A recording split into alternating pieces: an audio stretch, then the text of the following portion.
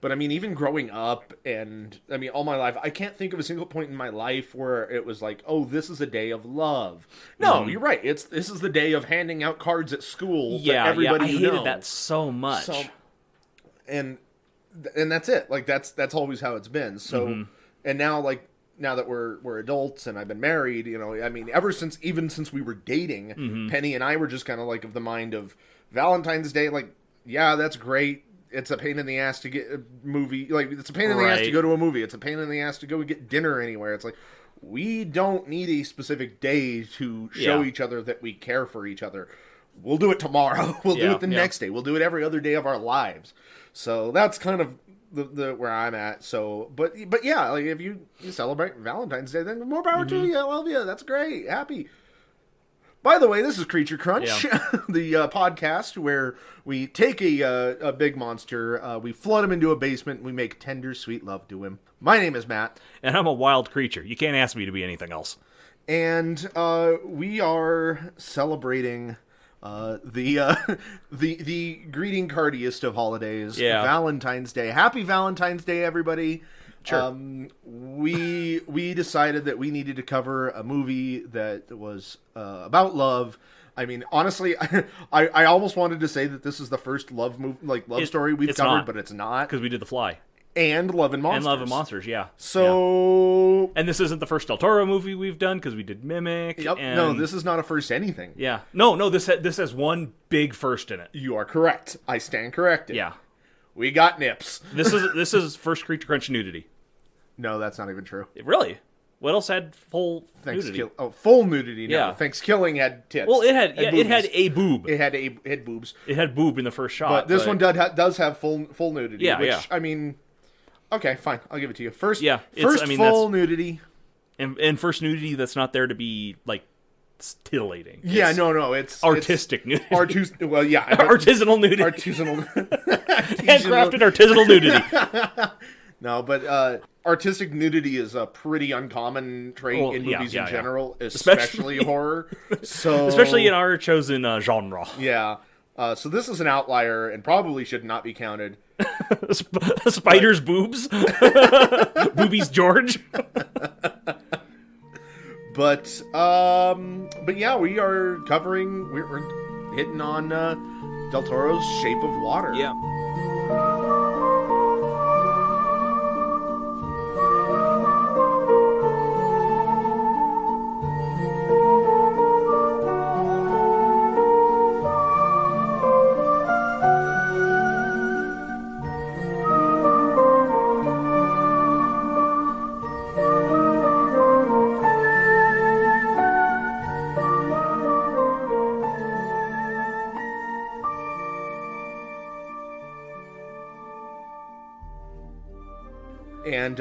And I think it kind of goes without saying that we freaking adore this movie. This is such a good movie. Like, yeah, everything. Yeah, I can't. Everyone's seen this movie by this point because, you know, Best Picture award winner. You know, Del Toro's probably highest rated movie other than maybe Pan's Labyrinth. Yeah, this is not one that we have to recommend. No, you've heard this movie like glorified by people bigger than us. right, absolutely. Although, if for whatever reason you are the 1% that has not, and is that weird place where you are unfamiliar or just haven't seen it, freaking watch this movie. I mean, shit, my parents watched this movie, and this is so not in their wheelhouse. Yeah, no, it's still it's an interesting concept of a movie to me, because I remember when I heard about this, it was like, wow, this is so niche. Like, yeah. But and then it's like when we went to go see it in theater, we couldn't see it in town. We had to drive out of town to go see it at a big theater. We did. I mean, that was a great experience because it was awesome. I loved that. But yeah, but so obviously, if you haven't seen the movie, if you're one of those people who hasn't watched this is going to be a spoiler heavy review, and I think this is one where the spoilers matter. Yeah, absolutely. No, this is one where I would recommend you watch the movie before continuing on with our goofy ass talk about. Yep. But it is it's not a horror movie. It's not a creature feature in the traditional sense. No. This is a romance movie. It's a It's Yeah. an artistic romance. Yeah, Like, that's what it is. And it is a beautiful...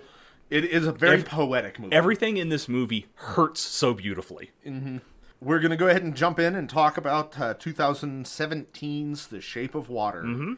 The name of the movie comes from Plato's idea that water in its purest form takes the shape of an icosahedron, which indicates the many faces that humanity and beauty can have. And Chris, do you know what else takes the shape of an icosahedron? No. A D20. Boom! Oh, okay. Destiny. I don't even know what that is, my man. No, it is a D20. An icosahedron is a 20-sided shape. Okay. So Plato thinks that water is a 20-sided... Oh, I don't know the philosophy behind that. Plato, you crackhead. But I'm just saying, we got our first D&D link right out of the gate. God. So, according to IMDb, Del Toro told the National University of Mexico TV channel that had the film flopped, he would have retired from directing. I can't find any other info to back this up. I couldn't find a source on this at all, but I also kind of believe it to a degree. According to that, he also said the same thing about Pan's Labyrinth and The Devil's Backbone. It's very much a dramatic, like his type of dramatic statement. Well, exactly. And also he has such a deep and personal connection to these films. Every movie he makes is very personal to him. Like, even Mimic, which should have been just like a little throwaway monster flick, like, is still very highly connected to him and his ideas and philosophies. I couldn't find any supporting evidence on this, but I do believe it. And then, of course, fortunately for all of us, as we previously mentioned, the movie was a smashing success. Huge. This movie, references to this movie were everywhere. Yeah. At that time. Yeah, not only did it win the Best Picture at the 90th Academy Awards in 2018, but it grossed over $194 million over a $19 million budget, and was the highest grossing Best Picture winner in 5 years. That's amazing. Like, that is... something. Kevin Smith tweeted that after he saw the trailer, he tweeted that seeing something as beautiful as this makes me feel stupid for ever calling myself a director. The film was written by Del Toro and co-written by Vanessa Taylor, who was the first female writer that he has worked with. And unfortunately, Taylor's writing credits are pretty limited and include the 2019 Aladdin remake. Ooh.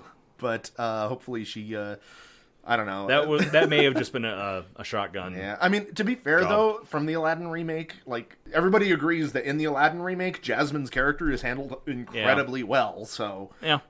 But now we get to, yes, the movie. It starts with credits rolling over a submerged hallway and an apartment, where we find our protagonist, Eliza Esposito. She's kind of dreaming. She's floating slowly. She's floating in the water above her couch, where she sleeps. And as and Giles, we get a brief narration from Giles, kind of setting up this fairy tale like love story. Giles. Excuse me, Giles. Thank you. I'm gonna do that a lot. No, because for me, it's because that's how it was pronounced in Buffy. Was Giles? Yeah. But, Giles is giving us a brief narration, setting up this fairy tale-like love story, and as he's wrapping it up, she slowly floats down to the couch bed, and the water fades away, and she wakes up to her alarm. It's a very fairy tale thing. Like, he even calls her the princess without a voice, and, right? And he talks about the monster who would destroy it all. Yeah, and it's a neat narration, and it immediately sets the tone of this beautiful movie. When I tell you about her, the princess without voice, or perhaps I would just warn you about the truth of these facts and the tale of love and loss and the monster who tried to destroy it all. We're introduced officially to Eliza, and we get to watch her go through her daily routine. We learn that she has a set of scars on her neck, and she really enjoys a good bath while she waits for her eggs to boil. The Amazon subtitles were magical. I have a note about that, too. I have several. My only note here is that who the hell would put an apartment above a movie theater? Like, I could see that happening, actually, but... For one thing, you would want to reinforce that floor a little bit more than they appear to have. And I don't know if you'd want an on-site bath at that point. Right. Yeah, but interestingly enough, the movie premiered at the Toronto International Film Festival in 2017, and the screening was held at the Elgin Theatre, which is exactly where these internal shots of this theater took place. Oh, really? Yep. That's wild. Yep. So at the screening, people were watching this theater that they were sitting in. That's got to be surreal. Yeah. The movie playing at the theater is The Story of Ruth from 1960, which tells the story of an orphaned woman who was raised in a religious community. She falls in love with an outsider who is prosecuted and imprisoned for his differing beliefs. And in the film, she seeks to free herself as well as him. There's so many things in this movie that are reflective of the main plot. Yep. Like, everything from the story of Ruth playing on the screen to, like, the civil rights movement going on in the background on TV sets, the Cuban Missile Crisis going on over the radio. Everything is reflective of this plot. Yep. And, like, that's another Del Toro thing. Like, absolutely, everything links. Everything links. Everything is deliberate. Everything has meaning. I think is more to the point. I mean, in any given movie, everything is usually deliberate, but there's everything has meaning and sometimes multiple layers. Right. There's deliberateness, and then there's doing things deliberately, and those are very different. That's a good point. So, like, it's hard to accidentally do a movie. You can't accidentally an entire movie usually. I mean, there's some out there. There's The Room and stuff like that. Yeah. But to actually do, like, purposeness and doing things deliberately is very different than just filming a movie. Yep. But at this point, I had my notes on Amazon subtitles, and those were specifically they kept double apostropheing words for some reason. Yeah, I noticed that. And also brackets masturbating. That shows up a couple times. A couple times, yes. Yeah. Because we needed to know that was the sound that was happening. Eliza, of course, is played by Sally Hawkins, who, when offered the role for Eliza, was apparently already working on a script for her own short film in which a woman turns into a fish. Oh, nice. That's a little bit of serendipity. Yeah, again, I couldn't corroborate this, but I really hope that's true. Yeah. But she's amazing. Oh, she is incredible. Like, the whole cast is universally great. Yep. Del Toro wrote the script with several actors in mind while he was writing it, and made sure that they were cast as such. Sally Hawkins and Michael Shannon are two such examples. Giles, on the other hand, was originally written for Ian McKellen. I could see that. I could very easily see that. Yeah, but the role, of course, was given to Richard Jenkins as McKellen was unavailable. Yeah. So... And I think that Jenkins does a Jenkins fantastic did great, job too. yeah. So. But we see Eliza shining her shoes and even preparing a nice dinner for her neighbor Giles, who is a very talented artist who's making a poster ad for like a gelatin company or something. Yeah, he's a ad copy artist. And we also at this point learn that Eliza is mute. She cannot speak; she can only sign. She can hear, but she can't speak. And I had the note that we're only 7 minutes in, and already I would die for Eliza. Yeah. Sally Hawkins just... She acts for a role in which she has, like, exactly 2 minutes of dialogue. She acts the shit out of this role.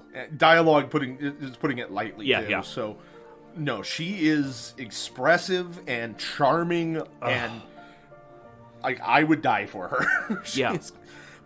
She takes the bus to work, which is at some sort of lab as kind of an overnight cleaning lady. And she works with Zelda Fuller, who's played by the ever-amazing Olivia Spencer. She's so great in absolutely everything. Like, she's even one of the highlights in the original Suicide Squad, and that movie blows. Right. Spencer was apparently very excited to work with Del Toro, having already been a huge fan, and reportedly said that she would take literally any role he offered her.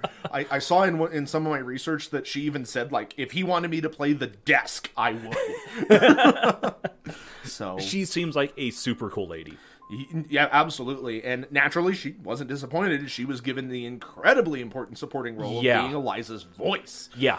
One thing that Spencer particularly loved about the screenplay was that since Eliza was mute, and obviously the creature doesn't speak, the majority of the dialogue comes from a black woman and a closeted gay man.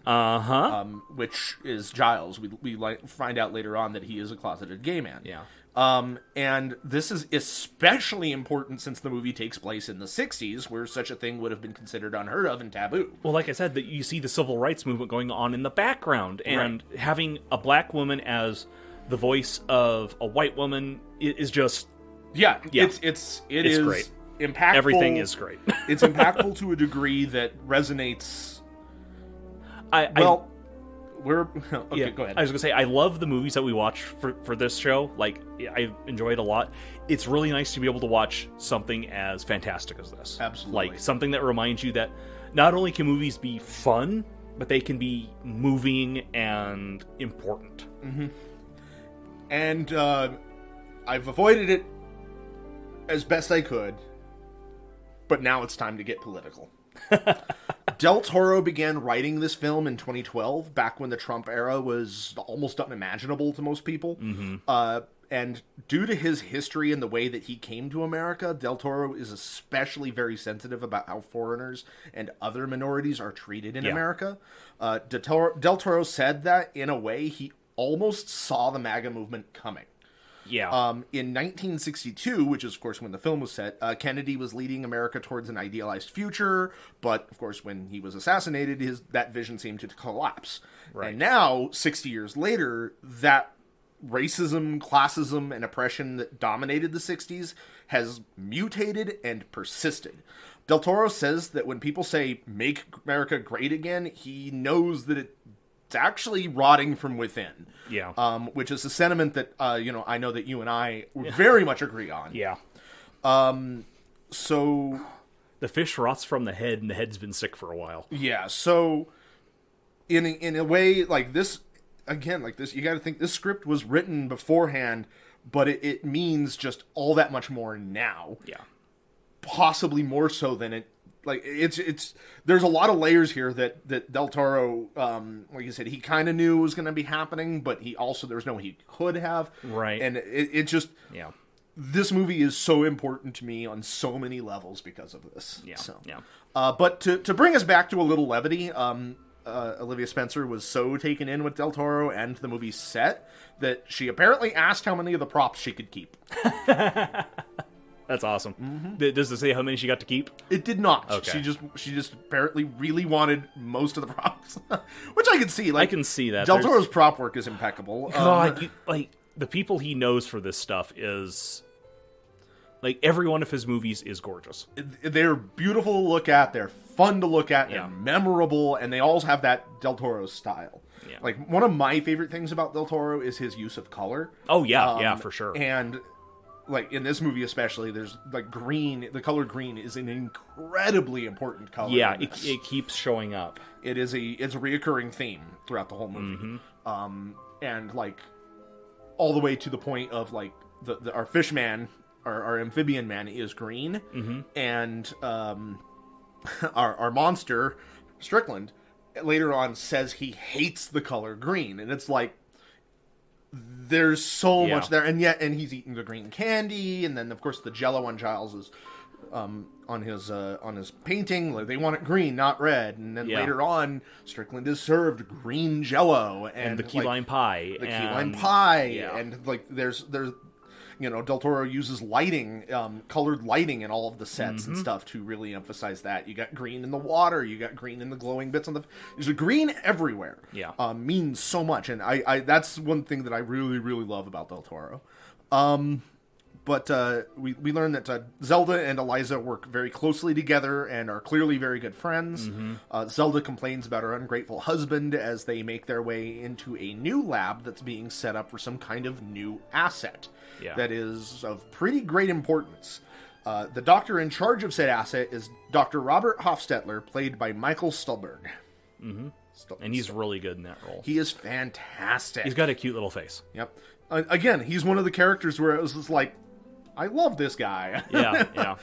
Del Toro wrote apparently wrote lengthy backstories for each of the major characters. Some of these backstories over 40 pages long. Oh my gosh. And gave them out to the cast. And he told the actors that they could use as much or as little of the written backstories as they saw fit. So he wasn't like a Kubrick and was like, you memorize this. Yeah, and we're going to shoot it 80 times until you're crying. Until that. No, it was, here's this 40-page backstory. Yeah, I trust you to do the character. You do what you do. And I was reading a lot about, especially in regards to Olivia Spencer, and she was saying, like, the way that Del Toro directs is he doesn't give everybody their motivations, like, in one, like, shouting it out to everybody. Right. He pulls each actor aside and gives them their motivations so that when the actors are on set and actually playing, they don't technically know what the other characters' motivations are, and that gives a lot of genuinality to the scenes. He's just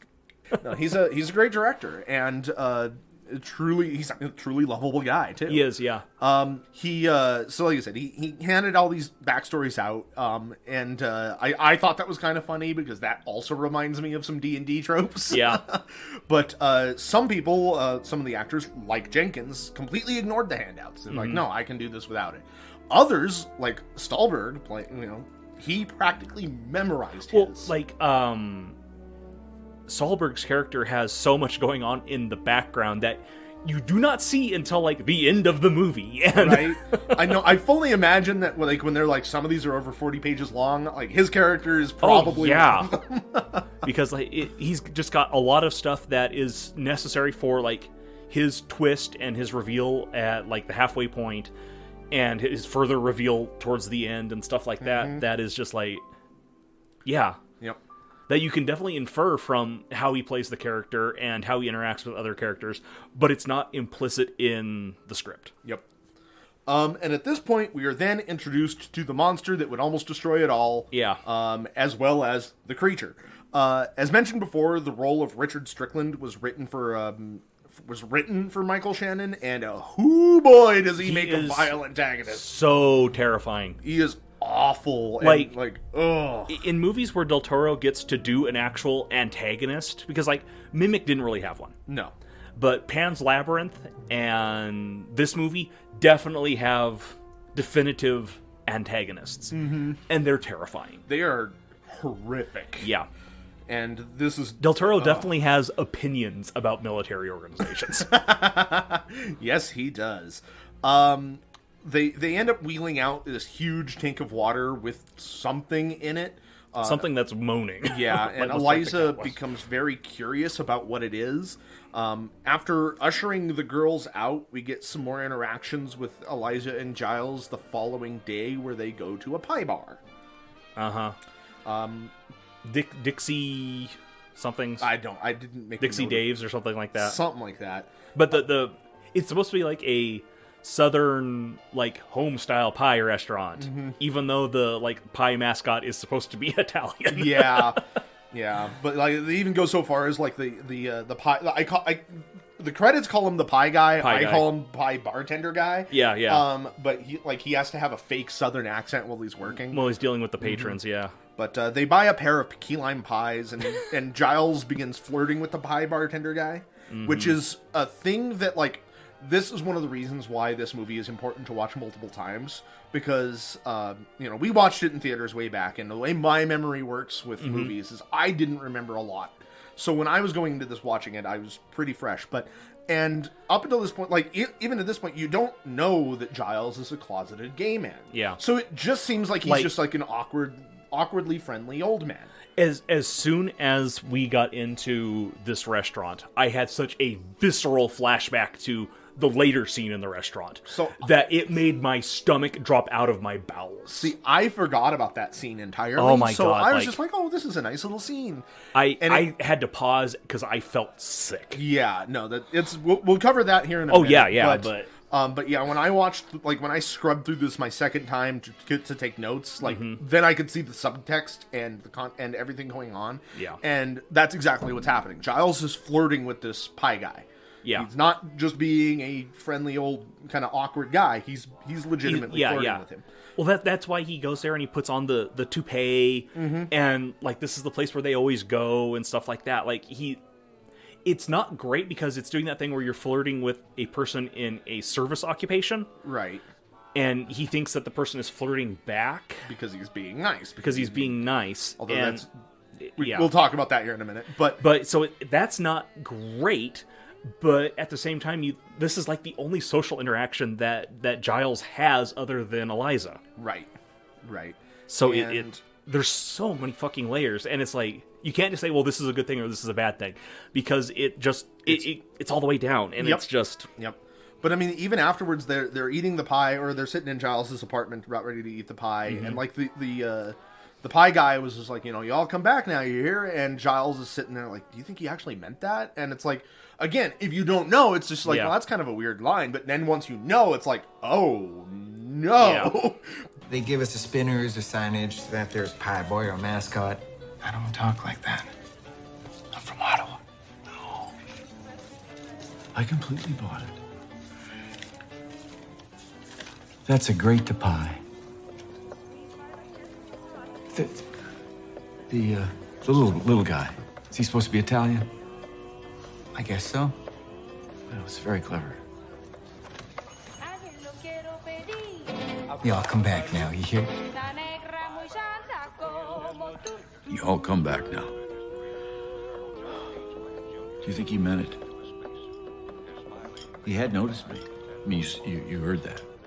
But anyway, they buy these key lime pies, and head back. Like I said, they eat their pies and bond. Eliza is not a fan of the key lime pie. She has a very green tongue after eating it. Yep. Which is very funny. And Giles puts the key lime pie into the fridge, where he's just got a ton of key lime pies. It's like there's other types of pies, guy. Like I don't like pie. I am not a pie person, so I would not buy pie. Right. But like there's other pies. Try some of the other pies.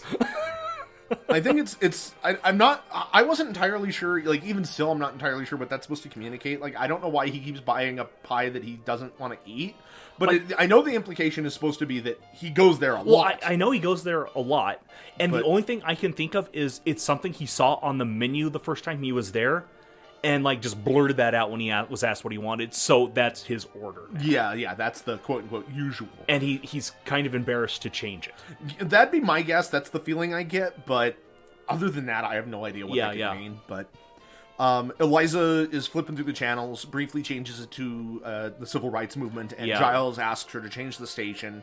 Because he doesn't want to watch that depressing stuff. Well, yeah, it's a very triggering thing. So he's just like, no, turn it on. So they instead put on a musical, and they dance together with their feet. Yeah, there's a lot of old musicals in this movie. I can't identify any of them. And I tried looking it up. I am not that type of queer.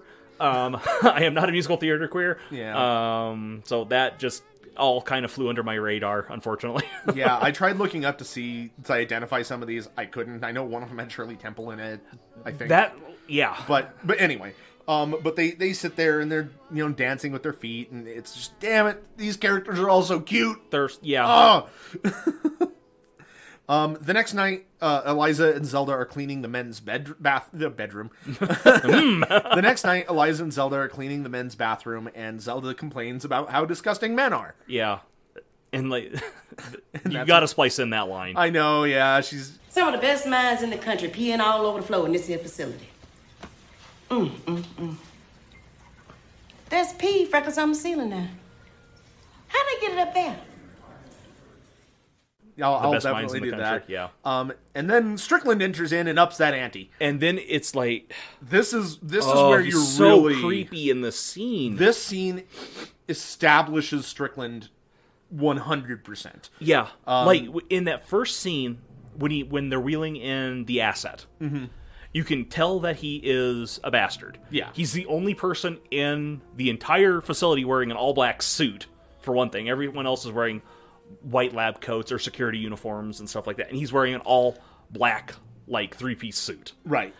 But he's just kind of strict in that scene. Yeah. He's taking over for the other security, lead security person. And he's just kind of strict.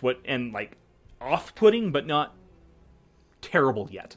This scene, he goes from 0 to 100 on the bastardometer. Absolutely. He for one thing, he brings a cattle prod in with him. A cattle prod that is dripping blood. Yep. So, and then he encourages the ladies to stick around while he pees. urinates. Yeah. And then he does the dick pose while he's peeing with his hands on his hips and doing a widespread. Yeah, he pees with his hands on his hips. He washes his hands before he pees. Yeah. Not after. He makes it a very clear point. And then he gives them this really creepy speech about when washing hands, like when a man washes his hand, defines his character. Yeah. Oh, no. A man washes his hands before or after tending to his needs. It tells you a lot about a man. He does it both times. Points to a weakness in character. And we also learn that he is the head of the security. And just, it establishes so much. It's so bad.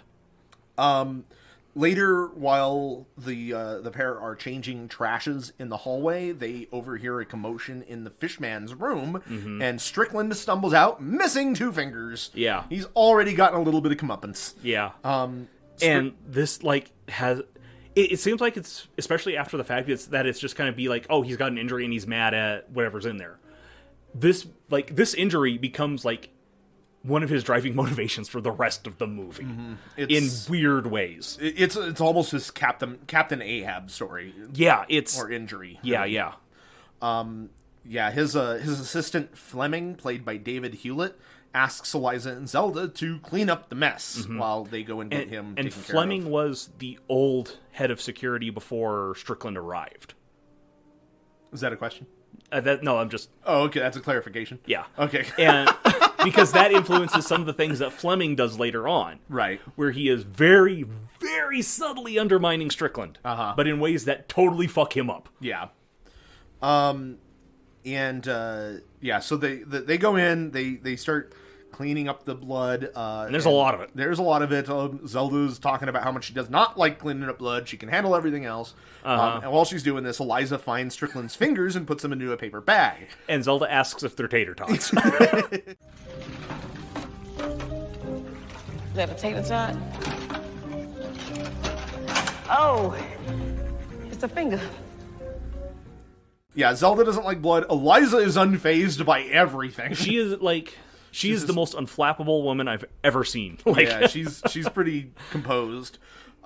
Zelda quickly rushes out to get Fleming, and while she's gone, Eliza finally sees the creature for the first time. Yeah, we meet Doug Jones. Yep, she notices it bleeding and almost instantly forms a connection with it. Yeah. And now let's talk about this creature, Chris. Yeah. The Amphibian Man, as he's known in the film, is played, as you said, by the one and only Doug Jones. It took Jones 3 hours to get into the suit with makeup and everything. I believe it. Which is actually pretty short compared to his other Del Toro roles. With Abe Sapien had dialogue. Abe Sapien had to have a moving and functioning mouth and throat. Yep. And then of course, and the Pale Man apparently also took a lot longer too. So I can believe that. But He had to evidently, really act for that one. Yeah, evidently, since the creature doesn't speak, Jones studied dogs to try to kind of replicate how they responded to stimuli, vocal stimuli and stuff.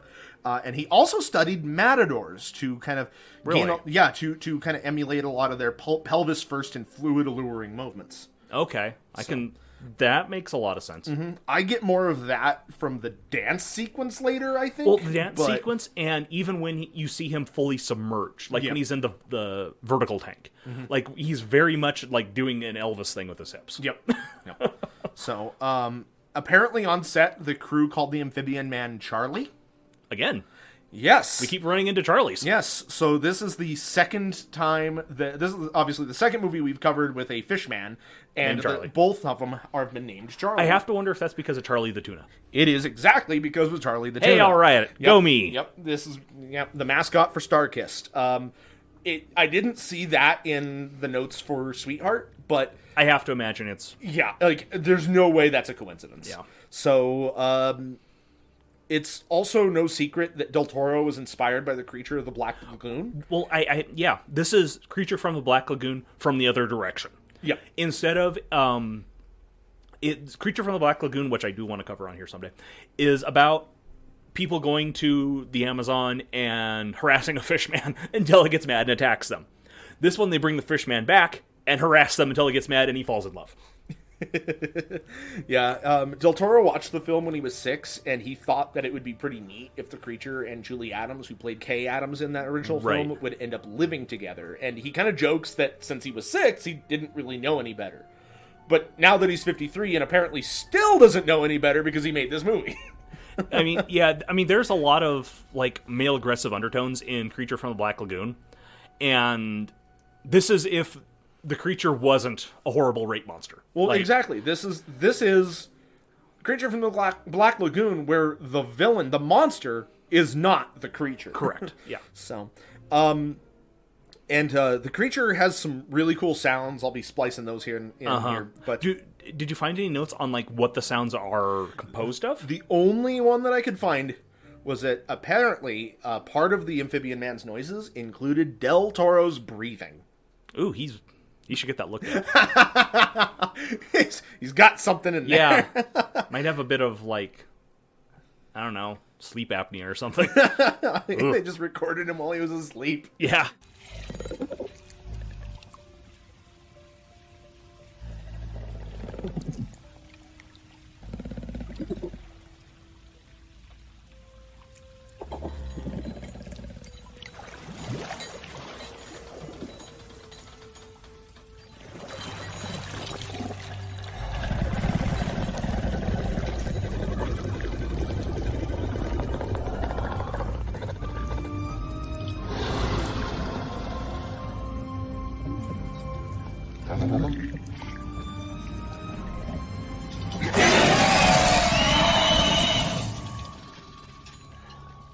Did you have anything else you want to talk about on as far as the creature design goes, Chris?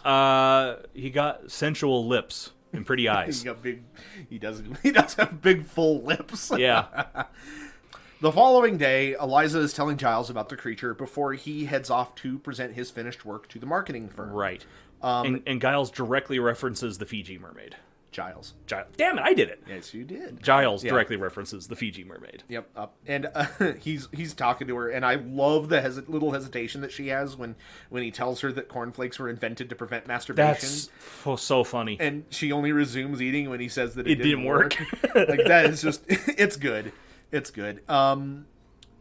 But yeah, he heads off to present his work, and he's told that the red Jell-O in the picture should be green. And the family should be happier. The family should look happier. There also seems to be some sort of tension between Giles and this guy he's talking to, whose name is Bernie. Yeah, I am bad at picking up on this stuff. Were they a couple? Well, so, again, you watch it the first time, you don't get that. It's like, there's definitely tension between them, but it very much feels like professional tension, almost like this is a previous employer who... Well, I think there's part of... There are shades of that. But upon watching it a second time, I can almost guarantee that they were an item to some degree. Because there is romantic... There seems to be romantic tension there. The way that Giles is longing to be back with this guy in whatever capacity he'll have him. Yeah, at the very, very least, it's an analogy. Yeah, but I guarantee you that they were together. Yep. So, that's all that can be said there. But yeah, Giles has to go back. We learned that basically the company wants to use an actual photograph, but Giles is really pushing to. Giles is pushing for it, and so's Bernie pulled some strings and fought for him to use this painting. But they need the Jell-O to be green, and the family needs to be happier. Yeah. And I had the note that I can't help but wonder how many artists can relate to Giles in relation to commission work. I'm sure the number is staggering. Yeah. Probably close to 100%. Yeah. But anyway, the Eliza heads into the creature lab to have her lunch, and she gives him an egg. Yeah, she offers him an egg in this trying time. Yep, she teaches him the sign for eggs in the process. Yeah. And he picks it up pretty quick, like what she's trying to communicate to him. Yes. Like, very quick. And this is the symbol. Okay, I gotcha. Yep. I probably wouldn't pick it up that fast. I'm really dumb. Yeah, you're also not a fish man. I am not, no. Despite my best efforts. But Strickland calls Eliza and Zelda into his office to, I guess, thank them for finding his fingers. Yeah. And we get an even more uncomfortable establishment. So gross. He's such a sleazeball. Yeah. Everything out of his mouth is pure condescension in this scene. Yeah, it's like I had the note. My personality is criticizing people's middle names and last names. Yeah. Yeah, he goes on this rant about how Zelda's middle name is a biblical reference to a traitorous woman. A traitorous woman, and that Eliza's last name indicates that she's an orphan, and it's bad. But he reveals that he's had his fingers attached, but there is a chance that it won't take. Hint, hint. Yeah. We also learned that the scars on Eliza's neck are likely the cause of her predicament. Of her muteness. Mm-hmm. And he warns the pair to stay out of the lab. He says that they found it in the Amazon River of South America, where it was worshipped as a god, which is another reference to the creature in the Black Lagoon, like you mentioned. After they leave, Strickland gets a call from the Air Force General Frank Hoyt, played by Nick Searcy. Strickland wants Hoyt to visit so that they can make some sort of decision about this creature. And it's at this point, like, you're starting to get the idea that Strickland just wants to kill this thing out of revenge. Yeah. He wants this thing dead. He wants to study it, on a lab, on a dissection table rather than alive. Alive. Yep. And then we get to see Strickland returning home from work, where he has the 1960s platonic family. Right, it is the stereotypical nuclear family. Yeah, they are all... one boy, one girl, like, nice, clean house, with the wife staying at home, cooking him food while they watch TV, and their conversation is all about how excited they are about the idealized future, and we're gonna have jetpacks, and and he says, "Of course we will. This is America." Yeah, exactly. Which is a chilling line, right? And I mean, it's even so far as like they have the breakfast out for him. The kids are bringing him his newspaper. Like, they practically bring him his slippers almost. Like, they each give him a kiss on the cheek as they go to school, and then him and his wife go upstairs and do a sex. Yeah, they have gross. They have really gross finger reattached sex. Yeah. Strickland also kind of just makes the decision that he wants a new car, and is rewarded again with sex. And we discover also that he has a fetish for a quiet woman. And, yep, hate this man. Hate this man. I throw up in my mouth. Moving on. Eliza sneaks in a record player into the lab. This is so cute. Yeah, she shares more eggs with the amphibian man. She teaches it the sign for music, and they begin to bond over a montage. And he ends up liking music. Yep. Like, he keeps asking for her to turn it back on. Yep. We also see Hofstetler witness Eliza communicating with him. And then we cut to a scene where he has a meeting with a Russian contact at a quarry. Yeah. We learn that he's a Russian spy sent to study the creature. Or, he's a sleeper agent. Yeah, or to sabotage the Americans from learning too much about it. Eliza goes to the lab one day to find the creature chained to the floor and wounded. She quickly hides when Strickler comes in to torture it. And while doing so, he ends up finding an egg that she accidentally left there. But before... It's so weird, because I always thought this egg was going to come back in a bigger way. Right. And it lets him kind of put together the connections at the very end of the movie. Right. But... Well, when you see it, you're like, oh no, he found the egg. Later on, he's going to find an egg and oust her. But... Right, but then you realize, no, because that would require him to pay attention to her. And in his eyes, the cleaning crew especially is so far beneath him that he doesn't need to. Yeah. They're there for his convenience, to be used at his leisure. Yep. So why would he notice what they're having for lunch? Yeah, absolutely. I hate this man. He's awful. Yeah, but Michael Shannon is so good. he's good at making us hate this man. Yeah. So, it's another one of those distinctions of you hate the character. Not the actor, So. He's so loathsome. Just like John Voight, we hate the actor, not the character. I mean, the character is a piece of shit too. But but he's fun. He's fun. But this is not an Anaconda episode. This is not an Anaconda podcast. Yep. But before Strickland can investigate further, General Hoyt shows up to discuss what to do. And Strickland is trying to convince Hoyt to let him vivisect the amphibian man while Hofstetler is trying to convince them to keep him alive. Right. Because we learned that Hofstetler, even though he is a sleeper agent, he's there to sabotage the Americans, he is also a man of science. He wants to learn everything he can about this creature, and Right. he has compassion for it. Not just that, but he does say that he finds this creature beautiful. Yeah. And wants to protect him. Yeah, exactly. He's a good man, as Eliza says later. Eliza overhears all of this and quickly forms a plan to liberate the amphibian man from the facility. She tries to convince Giles to help, but he resists. She gives him a very powerful speech demanding that he repeat to her what she signs. I'm going to splice this entire thing in. It's such a strong scene. It is, and even though it's, she's signing, since he repeats it, it'll work great for this media. So I'm going to put the whole thing in here because it's great. The only thing that'll be lost is how passionate she is. Yeah. And I love how passionate she is. All right, I will repeat it to you.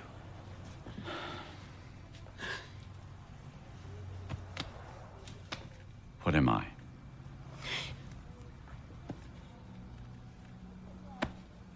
I move my mouth like him. I make no sound like him. What does that make me? All that I am, all that I've ever been, brought me here to him. See, you're saying him. It's a him now.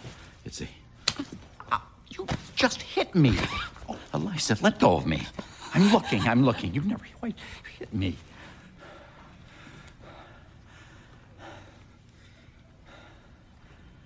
When he looks at me, the way he looks at me, he does not know what I lack or how I am incomplete. He sees me for what I am, as I am. He's happy to see me. Every time. Every day. And now I can either save him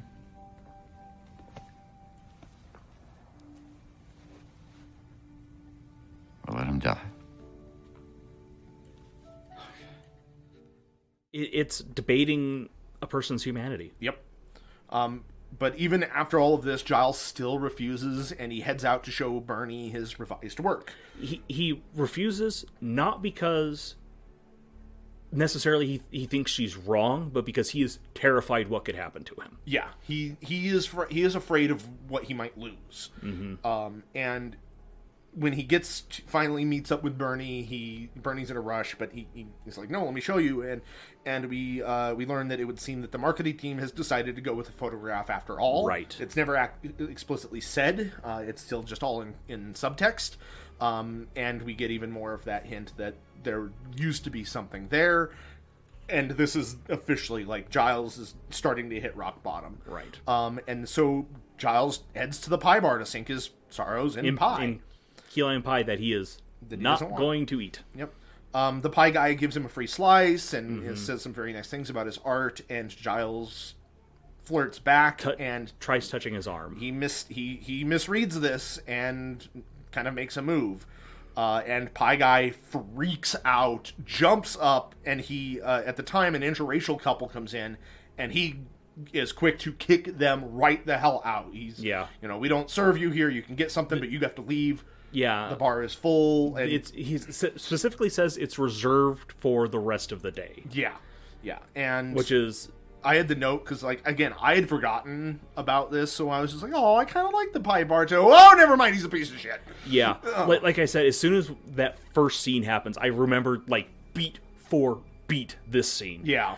And my stomach just fled the vicinity. I had to pause it and walk around because it was triggering to me. Like it was right. Well, absolutely. Just so much. I mean, I'm fortunate enough in my life to have not be the recipient of any kinds of these prejudices. Yeah. But I can understand that this is just it's a hard scene to watch, and it's painful to watch. And Giles, he leaves. You know, he is now at rock bottom, and with this revelation, he returns to her. He tells her, "I've got nothing, and so I will help you." Yeah. So He doesn't have anything left to lose, so he's going to help her get what she. Yeah, she's gonna. Yeah. The Russians meet up again with Hostetler, and he tells them that Strickland wants to vivisect the creature. His superiors give him a popper box that'll fry the electrical box of the labs so that he can kill the creature and dispose of the bodies so that the Americans can't study it. Right. Hostetler is very saddened by this. Like I said, he's a man of science before he is a man of his country. Meanwhile, Strickland goes to a Cadillac dealership and buys a shiny new teal car. Yeah. Despite a hating Cadillac. green. Yeah. It's Yeah. not green, it's teal. They're very insistent about the terminology. Yep, and I just had the note, like, I can't wait for the terrible things to happen to that car. Yeah.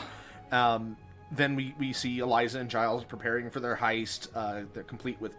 They're painting Giles' van to make it look like a laundry van, and forging Eliza's ID badge to give one to Giles. But then we get a scene where Strickland intentionally spills some water on the floor just to call Eliza up and clean it up so he can make some really awful advances towards her. It's again one of those just really awful, awkward, horrible scenes. It is terrifying, like when you meet a character who has zero redeeming qualities. Yes. There is nothing in this man's soul. Yeah, like every time he uses the word squawk, it's just... You feel the centipedes crawling out of his mouth. Yeah, It's and down your spine. And down your spine. It's so bad. Yeah. But at this point, his fingers are starting to turn colors. yeah, they're not his finger color anymore. They're like... After her shift, Eliza sets her plan in motion, and a very tense scene then plays out of the plan going off. Hostetler gets clued in and helps Eliza. Zelda finds her in the docking bay and at first tries to stop her, but then she ends up helping her. Giles is almost caught by security. Giles is caught by security. He's caught by security and almost shot before Hostetler kills the security apparently guard. didn't let the paint dry on the forged ID. Right. Strickland even almost gets to them, firing several rounds into the back of the fleeing van, but they do eventually get away. After taking out the front end of the caddy. Yep. Which is such a delightful little bit of schadenfreude. It is. It's great. After losing the asset, we begin to see Strickland's steep descent into madness. He's spiraling. Yeah. And it makes him even scarier. And he was already like one of the most terrifying film villains ever. Yep. Fleming and Dudley and Strickland as well are convinced that the extraction was done by a skilled spec I ops love that. team. Like they're like it has to be like 10 people, and they're like my expert Red opinion. Army Special Forces. And Highly efficient, ruthless, clockwork precision. Infiltration took less than 5 minutes, sir. My conservative estimate is that this was a strike force of at least 10 men. And that goes through until almost the very end almost of the movie. The end, That's what they think that they're dealing with. But Giles and Eliza get the amphibian man to her bathtub. She pours a bunch of salt in because he needs salt water. Well, first he starts to suffocate because he needs the salinated water. Yeah.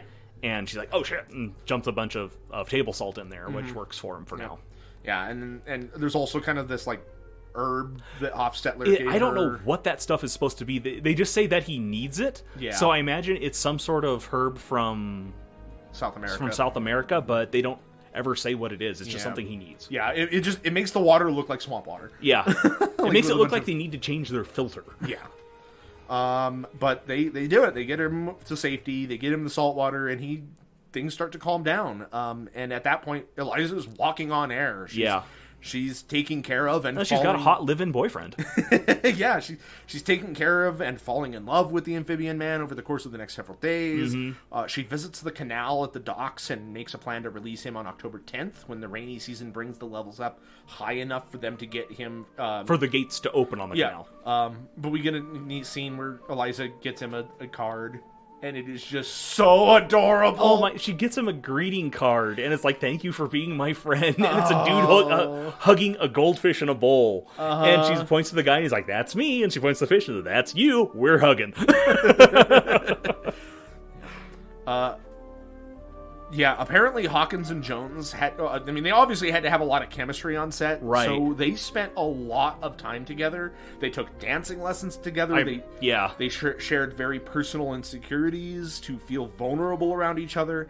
And one of my favorite things is before almost every take, they would hold each other, caress each other's faces, and say, "I love you. I'm so glad you're here." Oh, man. And... fuck if that isn't the sweetest thing I've heard Yeah. since Kiersey Clemens and her stunt double falling in love on the set of Sweetheart. We've encountered some really sweet stories on this podcast. in particularly in regards to fishmen. Yeah, well, it happens.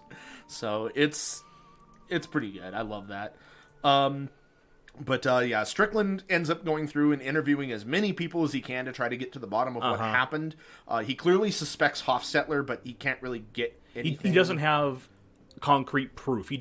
I think he just suspects Hofstetler because he doesn't like him, for one thing. Yeah.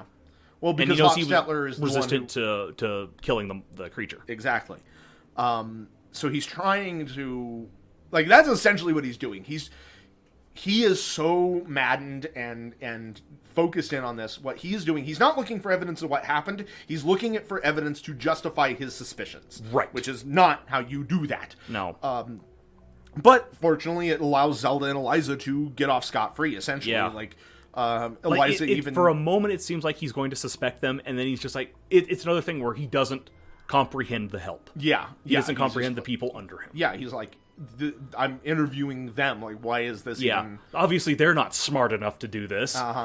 And we get a really cool and fun scene of Eliza getting a little vindicated revenge by signing "fuck you" to his face. Yeah, right to his face, and she's like, and Strickland just yells at Zelda like, "What is she signing? What is she signing?" Yeah, Zelda's just like, "Thank you. Let's just get out of here." Yeah, it's pretty good. It's a great. I love that Zelda is completely fluent in ASL. Like that is amazing. I wonder if Octavia Spencer is.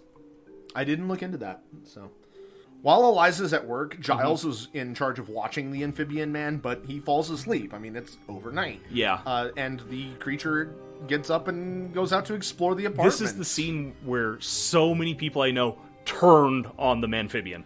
Yeah. Just like completely turned on him. Was like, I hate that fucker. I hate him. There were apparently several like cat lovers on set, and they fought to get this scene removed, which I understand. It's a gruesome scene. Yeah, the amphibian man goes into Giles's apartment and dines on one of his cats. Yeah.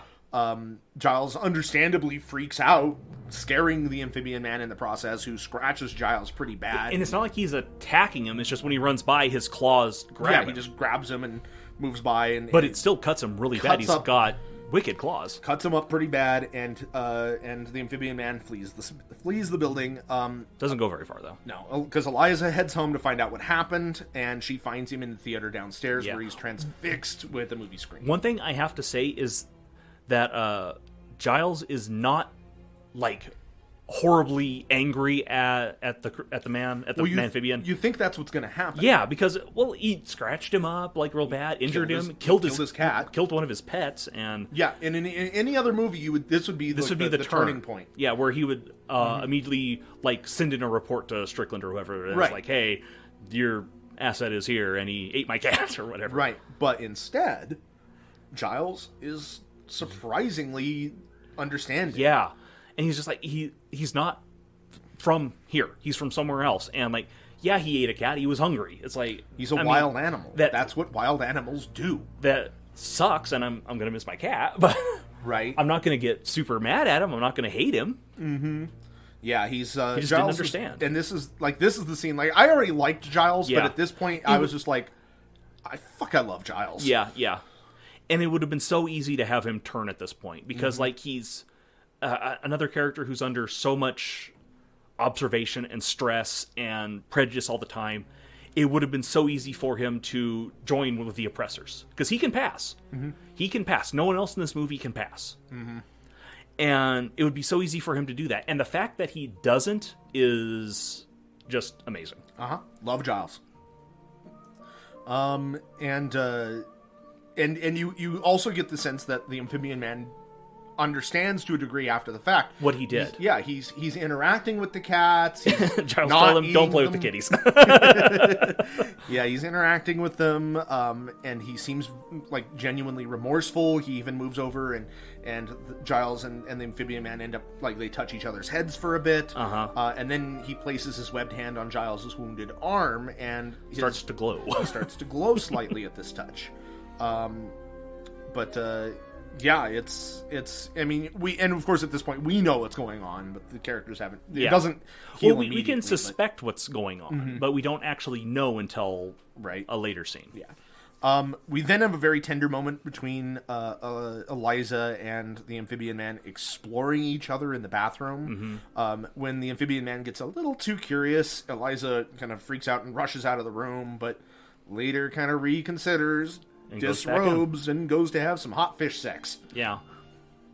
And I love, like, her describing to Zelda later what. Yeah, the next day. God. The next day, Zelda recognizes the after-sex glow that Eliza has. Yeah, and she's looking way too happy for someone who was, like, just yesterday under investigation by the most terrifying man in existence. Yep, and Eliza shares some of the fishy secrets, and Zelda doesn't judge. Yeah, she's more thrilled that her friend is happy. Yep. Like, yep.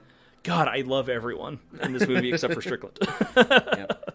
The Russians visit Hofstetler's apartment to discuss what he did with the body. In a very intense scene. Yeah, and he clearly suspects that they're there to kill him. They clearly know what happened, and they're going to kill him. But they fortunately leave without incident, promising that he will be extracted shortly, because, I mean, his job is done. Right. And then at Strickland's home, he's served green Jell-O, but he's just too stressed out to eat. And his fingers are literally rotting away at this point. They're completely black and... they apparently smell. Yeah, he gets in his car and discovers that they're not doing well. No. And then we get the infamous flooded bathroom scene. Yeah. I don't care how many towels you put under the door. That's not going to be watertight. Like, especially in an apartment that's implied to be kind of a rat hole. Yeah. Like, I like her apartment a lot. It's cute. I like it's There's a lot of personality. I like her little L design of her apartment. It's one of those apartments that's supposed to be shitty that's nicer than the place I live. Yep. But there's no way it's going to be watertight. There is no way it's going to hold any of that water. Like, But that's what happens. Floods the bathroom, and they have a beautiful underwater sex scene. Mm-hmm. I like when there's people in the theater and it's raining down on top of them, and they're just like, "Well, fuck this," and they walk out, and the landlord is like, "Hey, what's going on up there?" And yeah, I'm losing money. My patrons are asking for there were money 4 people in there. Yeah, I just thought it was funny that, like, because apparently in 1997 for Mimic, America was not ready for an interracial couple. Yeah. But, oh boy, did Del Toro get the last laugh. Yeah. God, I have to wonder if he was thinking about that. Like, not like, oh, I'm going to get him, but it's like, hey, they wouldn't let me do that, but, oh, they're going to let me do this, and I'm going to win the Academy Award. Yeah, could you imagine what was going through their minds when this thing won the Best Picture Academy Award? I wish he would have said something, because, like... Giles wakes up that next morning to find that his wound has completely healed, and his hair has even started to grow back. Yeah, I need fish, man. I need fish, man. I need fish, man. Everybody just needs the love of a good fish. Yeah, Giles is also very supportive of Eliza's love, and that's just great as well. And he starts, like, making drawings of them, and... he's also enamored with the amphibian man due to those healing powers. Is he a god? He ate a cat, so I don't know. Yeah, I don't know, but... Oh, look at my arm. The wound. It's like it was never there. Look at that. You said that he was worshipped like a god. Now, is he a god? I don't know if he's a god. I mean, he ate a cat, so I don't know. But, I mean, we have to keep him around a while. The day to release the amphibian man is fast approaching, and Eliza is beginning to have mixed feelings about this. On one hand, she obviously doesn't want him to go, but on the other hand... He's not well. Yeah, she notices that he's dying. He needs to return to the sea. He's losing scales, and he's like a fish out of water. Yeah. There's that scene where she pulls him into bed and, like, cuddles with him in the bed, which is... something, because she doesn't sleep in the bed. She sleeps on the couch. So There's something there. I don't know. Yeah, that's beyond me. But there's something there. I'm sure if you asked Del Toro, he would give you a dissertation about it. But General Hoyt pays Strickland a visit and gives him a very intimidating, decent man speech. When is a man done, sir, proving himself a good man, a decent man? Decent.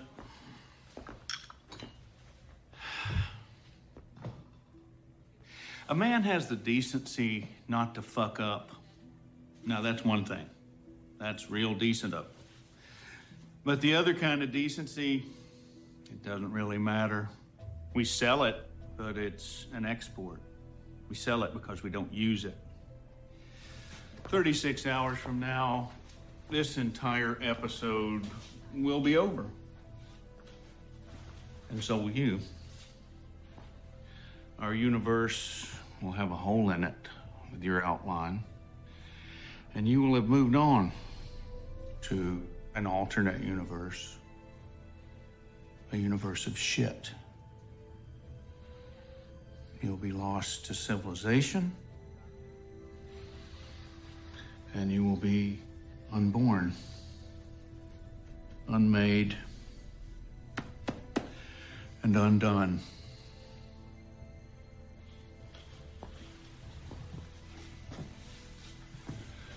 So go get some real decency, son. And unfuck this mess. Like, what the hell is Hoyt going to do to Strickland? Like, he implies he's going to wipe him from existence. Is he going to dump him in another dimension? Is he just going to lob him into a black hole? I think it's more of a metaphorical thing. Like, he's basically saying that, like, Strickland is trying to make something of himself, and he's going to basically wipe him from the pages of history. Like, nobody is going to remember him. It is just so intense. Like, no one will remember you. Like, you are going to not be here in this world anymore. Yeah. And it's just, are you going to, if you're just going to kill him, say that. Yeah. The day to release the Amphibian Man has finally come, and Eliza is in a lot of turmoil. Mm-hmm. She has a fantasy to express her feelings where she and the Amphibian Man dance and sing together. And she has a full voice. Mm-hmm. Yeah, she has this huge dance number scene. This scene is actually an homage to the dance scene in the 1936 movie Follow the Fleet. The set in the scene is from the song Let's Face the Music and Dance from that movie. Okay. Once again, not that type of queer. This goes over my head. Strickland is staking out Hofstetler's apartment and follows him to his extraction point where Hofstetler's comrades shoot him. They shoot Hofstetler and... They shoot him... like once in the stomach and then like once through the cheek. Once through the cheek, which is a wild shot because it's not like through both cheeks, it's just through one of them. Yeah. So they had to shoot him in the open mouth through the cheek. That's a hell of a shot. Yeah. It doesn't kill him, but Strickland shows up just in time and kills the two goons, and then begins torturing Hofstetler to find out more information about the strike force that he believes stole the asset. Yeah. With his last breath, Hofstetler makes a comment that it wasn't a strike force, but the cleaners. Yeah, they just clean, is what he says. This finally tips Strickland off to who was actually responsible. He quickly goes to Zelda's house and threatens her, and even goes so far as to rip his own dying fingers off. And they make a gross sound. It's awful. She doesn't budge. She is ready to die for Eliza. Her husband, on the other hand, spills the beans, and Strickland races off to get to Eliza. Zelda calls and warns her first. They all end up at the docks where Strickland shoots the Amphibian Man and Eliza. Giles slams Strickland's nose with a piece of wood. It's very vindicating. It's very pleasant to watch. It looks solid. Very solid. And then the Amphibian Man stands up and heals himself, and then slashes out Strickland's throat, whose last words are... Fuck. You are a god. And, of course, the Amphibian Man takes Eliza's body into the water, where he kisses her, bringing her back and giving her gills. Opening those, or transforming those scars into gills. Yep.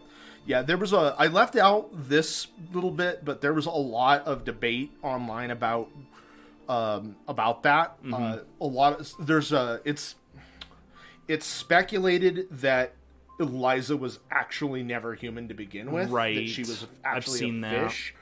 I didn't include that because I personally don't like that I idea. don't see that myself. Like, I mean, I like the belief that he is a god. Like, he is some sort of godlike creature, and he just transformed her into a form that could live underwater. Like, Right. And he used what he had at hand, which was those scars. Yeah. There's not really any explanation. Like, I can see the merit. I can see the why people subscribe to that belief. I just don't. I don't like it. So, but yeah, like I tried to rush towards the end there because when I was writing the synopsis, it was getting to be about 2 a.m, and I was getting tired. but yeah, that was The Shape of Water. I think it's no overstatement to say an absolute masterpiece of a film. It's the best movie we've watched on this show, and likely will be one of the best that we do. I mean, there's some contenders I've got planned, but and there's definitely stuff I like. Like I said, I like pretty much everything we've done to some degree, and to some variation. Right. There's a couple that I've been down on, but no, this one is straight up a masterpiece. Yeah. So we're gonna go ahead and take a break here real quick, and then we're gonna jump into a very brief crunch, and we'll do that. I'm so happy, I'm overjoyed, we're gonna hang out tonight. I can't walk, can't move, 'cause I'm paralyzed by your love, and that's okay by me. I'm so happy, it's real great, we're lovers of loving love.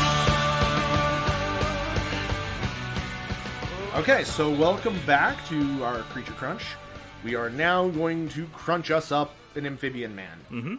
So, we're gonna dive right into this, pun intended. I call this man the Icosaphibian. I'm not going to try to pronounce that. It comes from the icosahedron that the movie takes its name from, and amphibian.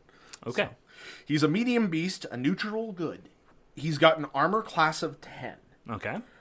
22 hit points, speed of 30 feet, and a swim speed of 50 feet. We Okay. see him move a lot faster underwater than walking.